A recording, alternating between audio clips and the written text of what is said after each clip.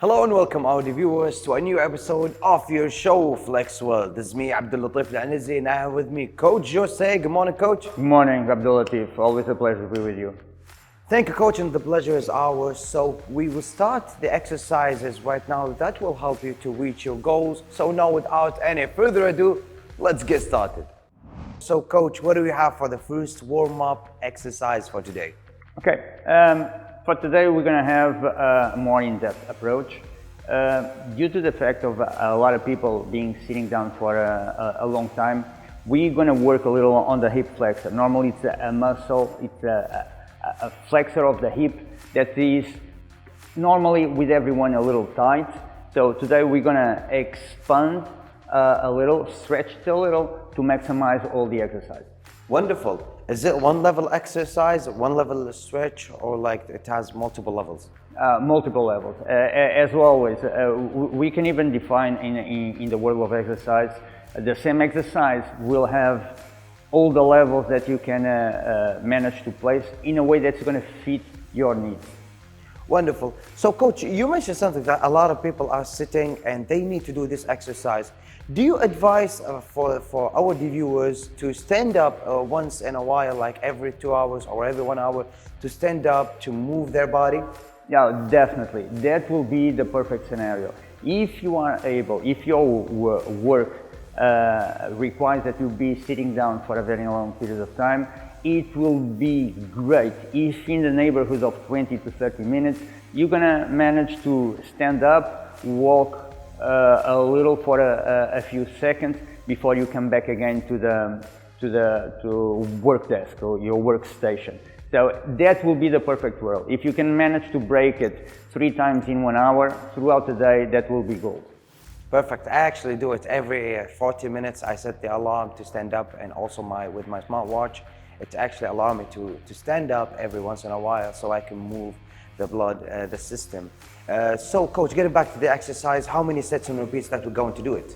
Now, we're going to use today as time-based environment. We're going to set ourselves in that position, give some time for the muscle to relax, and we can go further in the intensity that we're going to put that stretch. Wonderful. Thank you, Coach. And now we will start the exercise, so stay tuned for the main one.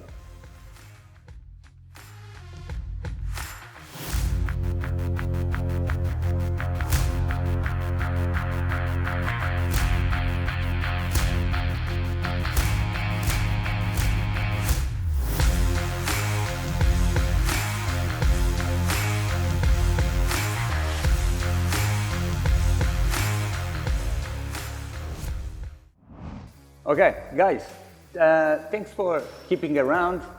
Welcome to the first exercise. We're gonna go for the stretches. As we talked throughout the introduction, we're gonna work today a little bit more specific on freeing the flexors of the hip, because normally people are sit for a very long time. Remember what we told in the introduction. If you can stand a lot of times inside of an hour. If you are spending a lot of time sitting down, break it every 20, 30 minutes. Feel free to go. It will be gold for you. Now, coming for our first exercise / stretch. So we're gonna start from the kneeling position and we're gonna bring one leg forward. Now, when you bring the leg forward, the main idea is for you to be as stable as possible. So issues can happen if you align too much the front leg with the back leg. And then all of a sudden you are working a little with the balance and you are not enjoying the stretch.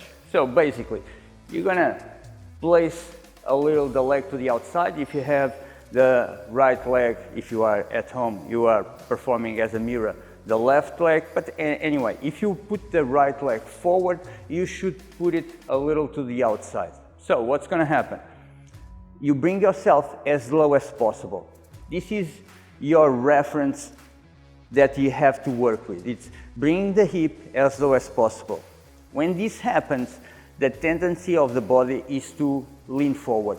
Mainly if your hip flexor is too tight, your upper body will have the tendency to do this and work with the hands on top. If you're going to place your hands on top of the knee, you should use it as a leverage, use it as an advantage. So you're going to lean back as much as possible. When you are going to the back, then all of a sudden you're going to start to feel the stretch. Now, as a level, this is a reference that you can trim it down or stepping up. That means if it is too demanding for you, you can bring the leg closer and start working with that. Thing to have in consideration is just because you bring the back knee forward, avoid bringing these forward also. You keep it around, you bring the hip forward, you are too short on feeling the stretch, you're gonna place it more into the back and stand tall. Keep your eyes forward, hands on top of the knees. If you have the means to have a chair to help you out, place it always in the inside of you. That, when I say the inside, means that you're going to place the chair on the side of the stretch. Okay, from that point, you put the hand over there, you feel more comfortable, more confident, and enjoy the motion. Do it for a period of time, build it up. 20, 30 seconds, 40 seconds. You feel that release, you ease up, and knees on the floor, and you're gonna go for the other side. So by now, you already know what's gonna happen, you just have to replicate on that side. I hope that you enjoyed, I hope that helped. Keep it coming. So this is the end for our first exercise. We are warmed up and ready. Don't go anywhere because we will be back with the main exercise.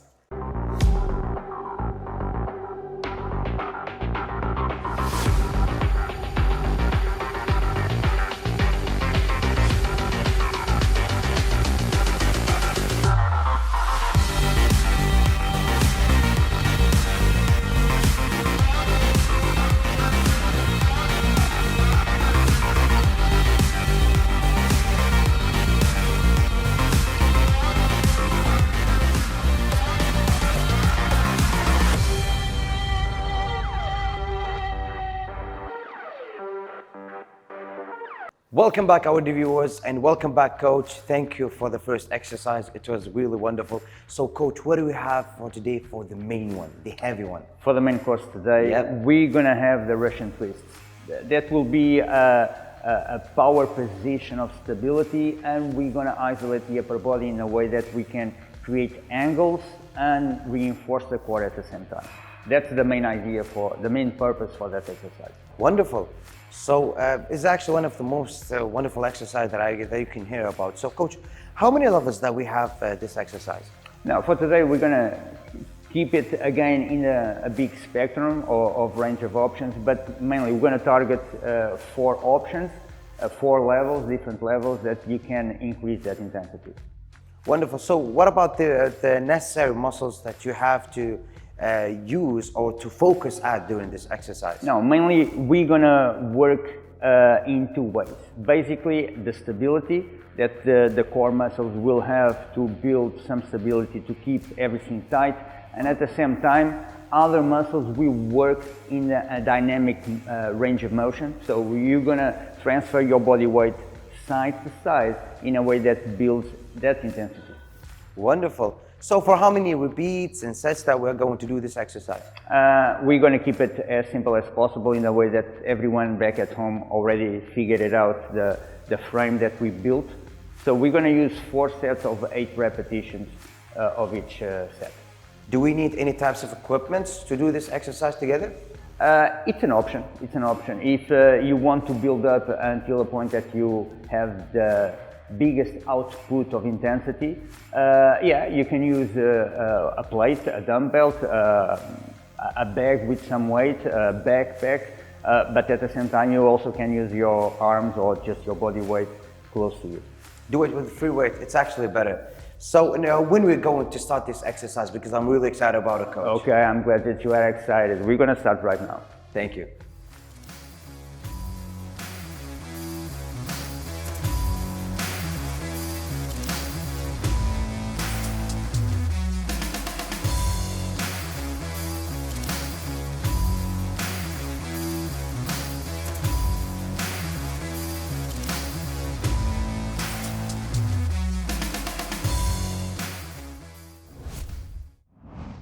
Okay guys, after our introduction, warming up, freeing some tissues, we're going to go for the main exercise. For the main exercise, something for the core.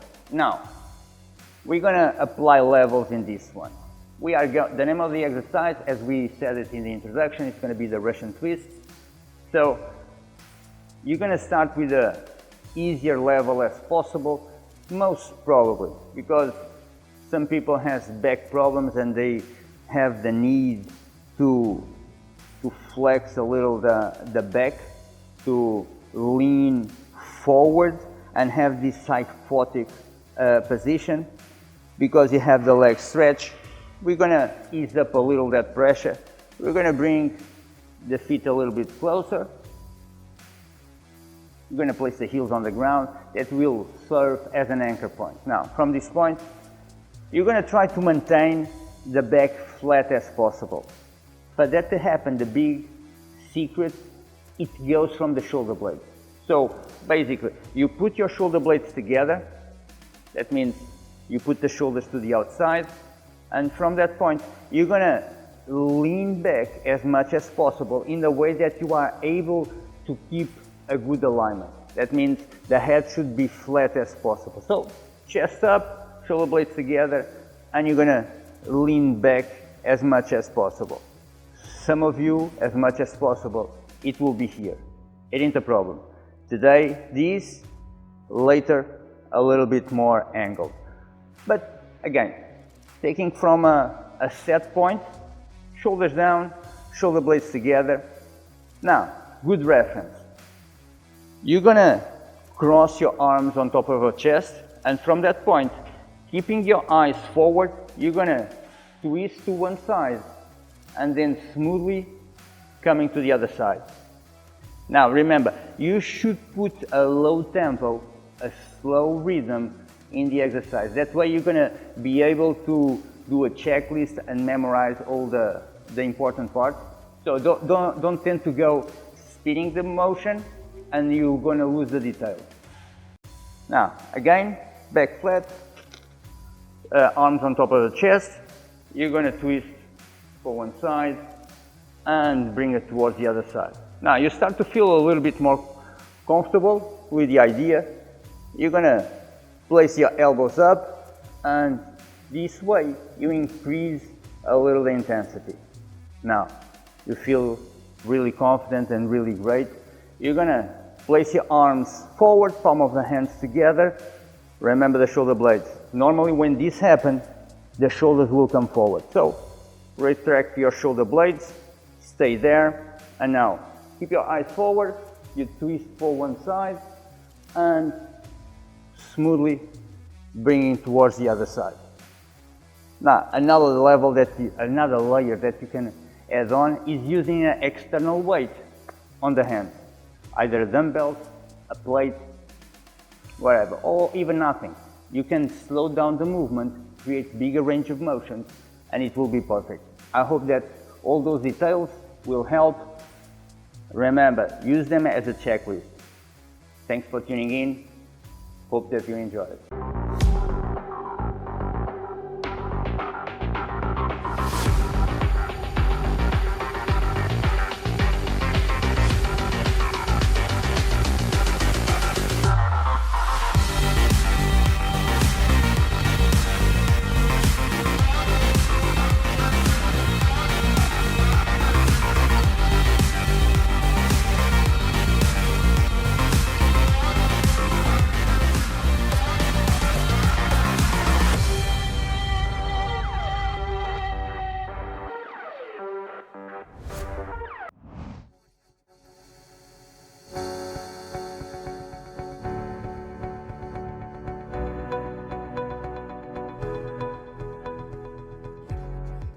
Mushrooms are rich in B vitamin, niacin, riboflavin, and pantothenic acids, which each have unique role to play in your body, including making red blood cells, improving digestion, and maintaining healthy skin.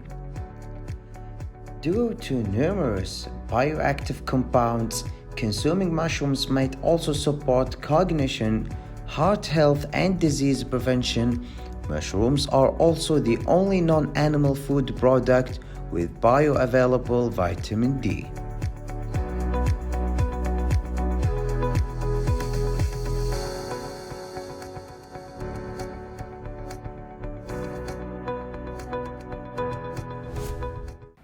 Welcome back, our viewers. So right now we are with Dr. Wael Asad. He is one of the best physiotherapists, and of course he's going to give us the information that we want and of course we need. Welcome back, Doctor, and thank you for being with us. Thanks for having me.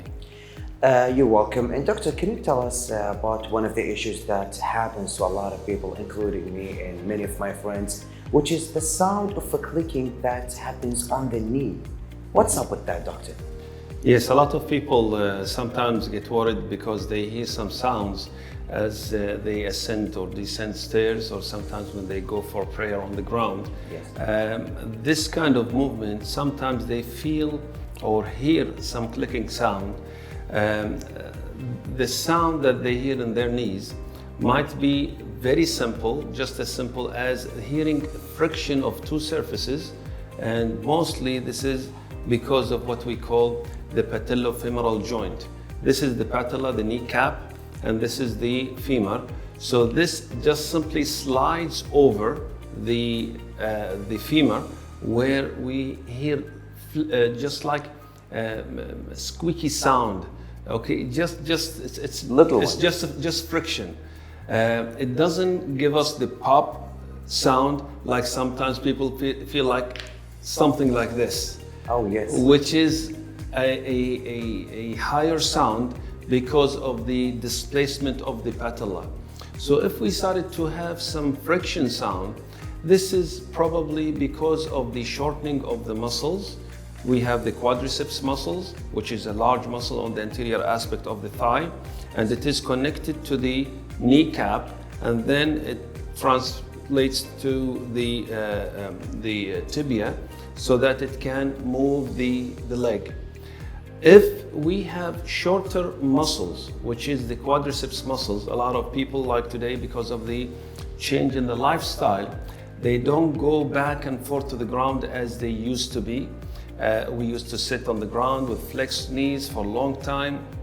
We used to use different activities in sitting. We used to study on the ground, eat on the ground.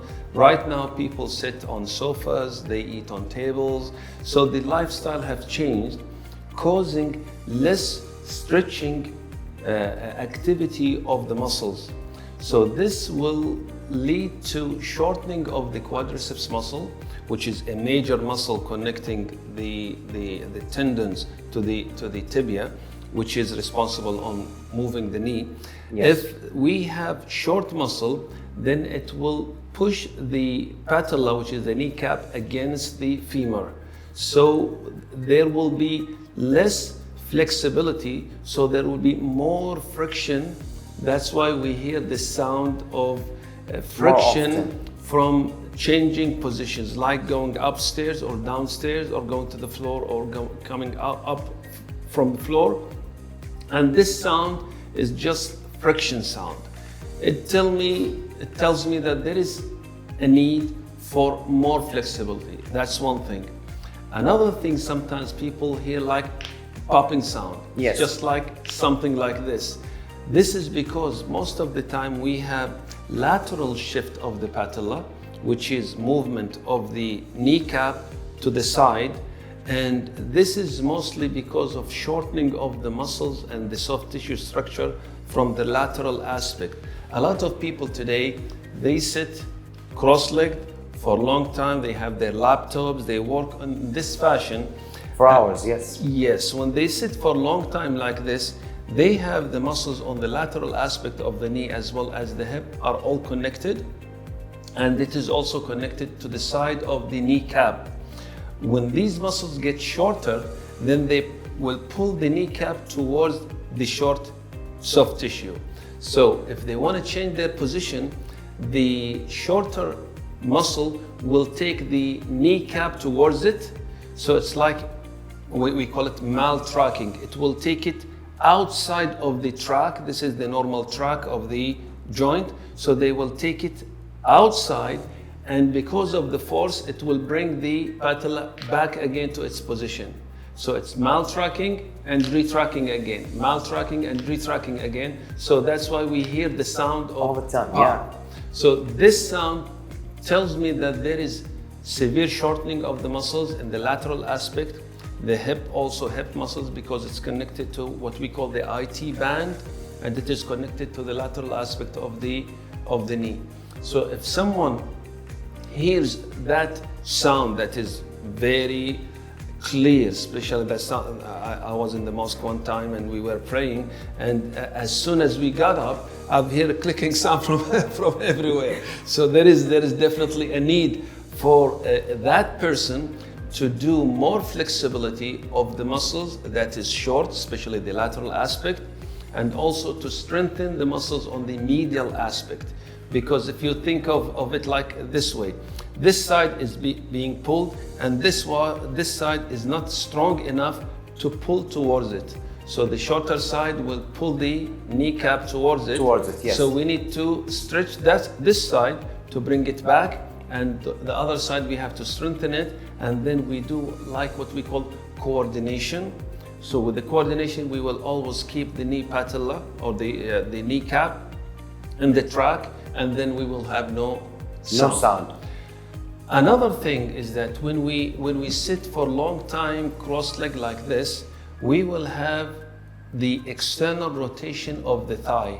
So this bone will rotate externally. Once this is turned externally, this means we have changed the biomechanics of the movement of the knee. So your knee will go outside and then inside, outside and then inside. So this will also create forced maltracking to the kneecap, causing that kind of clicking sound sometimes. So for a person to know which kind of problem he or she has, we need to do just simple analysis, and probably with an X-ray, we can see if we have lateral rotation of the femur, if we have lateral tilt or shift of patella, or if we have the short muscles, or there is a problem with the leg. This way we can help the person to try to bring back the normal biomechanics of the movement of the knee, and then they will take care of the sound. Usually the sound is just like a small alarm that tells you there is something wrong that you have to take care of before it gets serious, because later on some people might have, because of the friction, they will have degeneration from the patellofemoral joint, and then definitely this will lead to a great problem. Great problem. So what's happened exactly during the great problems? Because as we know, doctor, that for a long time, people hear the sound and they think that it's something like normal, that everyone has it. What's happened if it was like a real problem? What might happen to my legs? Yes, there are multiple things. Let's go to worst case scenario. Yes. Worst case scenario, people would have to change the knee. They call it total knee replacement. So they have to change the whole joint. This is the worst case scenario. Before that, people might have constant pain, constant inflammation, and that's causing discomfort in any movement, even during sleeping. So that's another worst case scenario, but it's less extent to the to the joint replacement.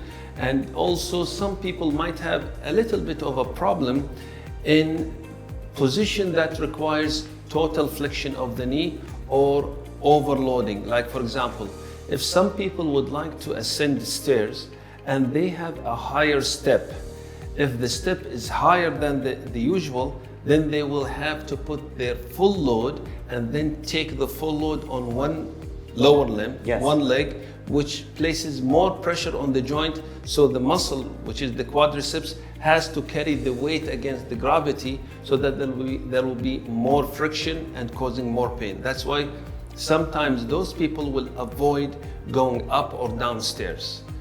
Other people, sometimes they have problem in sitting on the floor, especially like sitting for prayer.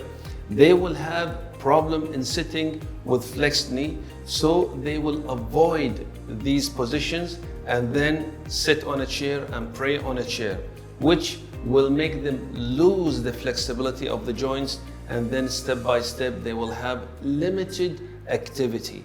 That's why if they walked for long distance or try to do some activities that requires changing positions or going up or down steps, they will feel pain. Wonderful. So we will try as possible as we can not to do some cross sitting with our while we're sitting, not cross the legs between each other, right? Yes, this is one of the problems today, is that people sit for a long time in a wrong position, wrong posture. I don't have a problem with people cross sit, for example, for 5 minutes, 10 minutes, that's okay. If they have activities that can help them to restore the normal flexibility that they have disturbed during long sitting in cross leg, then there is no problem. But if they don't have activities to regain the flexibility, then this is the problem. So we also noticed that many of the problems happen while we are sitting a long time. Yeah. So as possible as we can is that we try to do some activity like sit and try to go for a walk, sit no more than half an hour. Try to go for a walk. We will actually avoid a lot of things. Yes, we'd like to be normal human being. Normal, yes. Just as simple as that. Exactly. And it's never in the history where people are so used to sitting like today. Yeah, actually. Before, if you want to walk, you have to stand up and move. Today, if you want to walk, you have to sit. You have to sit. If you want to work more, you have to sit more. So that's why sitting is the cancer of the current life. And unfortunately, we started to believe that back pain and knee clicking and many of the problems that we have is actually that means you are a normal person. If you don't have anything of these problems, they started to believe that no, you're not normal. You're actually better than normal. Unfortunately. Sometimes when I live in an environment where everybody's sick, this does not make me normal. Yes. That make sickness is a disease that spread between people, so they have to help themselves. But I have to compare myself to the standard, the normal, not the abnormal. No matter how frequently I see people with this kind of problem, but it doesn't make the problem normal. Exactly. Well, thank you, doctor, for all the information that you gave us, and thank you always for being here with us at our show. For you, our dear viewers, hope you enjoyed this information, and as always, Dr. Juan is one of the best physiologists, so whatever information that you get from him, whatever you need, he's always there, he can always help you, and thank you for watching.